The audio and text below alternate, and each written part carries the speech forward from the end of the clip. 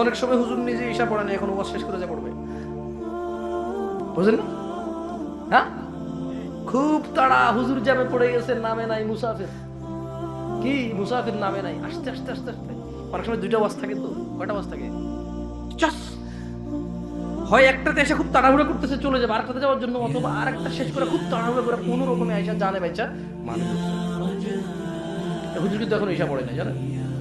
এবার হুজুর ওয়াজ শেষ করে একটা ভালো করে ওদেরকে আয়োজকদেরকে কি সাবাস, এরকম একটা ওয়াজ করছো, মাহাজনের আয়োজন করলে এরকম করতে হবে যাতে টাকা হাতে কম না দেয়, বুঝলেন না? তোমরাই যুবক, তোমরাই সোনার ছেলে, তোমরাই আগামের ভবিষ্যৎ, ফুলে ফেলবে বলে, বুঝলেন না? এরপরে ওই তো কবি যে ঠিক আছে হুজুর সময় ভালো কাজে হয়ে গেছে, কিন্তু বোঝে না যে এখান থেকে যাওয়ার পর জীবনের হুজুর বলে করবে না। হ্যাঁ, এরপরে হুজুর ড্রাইভার বলবে যে নামাজটা, চলো চলো এখান থেকে আগে বেরোয়, নামাজ পড়িনি এটা জানলে সমস্যা। বলবো যে হুজুর আপনি ওয়াজ করে গেলে এখন এসেই পড়েন নাই, আমরা ওই দিকে যাই পড়বো। আমরা কি করবো? ওই দিকে যাই পড়বো। ওই দিকে কি হবে?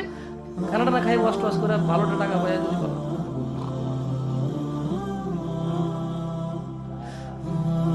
আপনাকে কেন দাঁড় করে মান করছেন না, বুঝেন নাই? আমি কি খুব বেশি খারাপ বলতেছি হুজুরদেরকে? না, সবাইকে এক পাল্লায় মাপিয়েন না। আমি খারাপ মানে তো সবাই খারাপ না। আল্লাহ আমাকে ক্ষমা করবেন।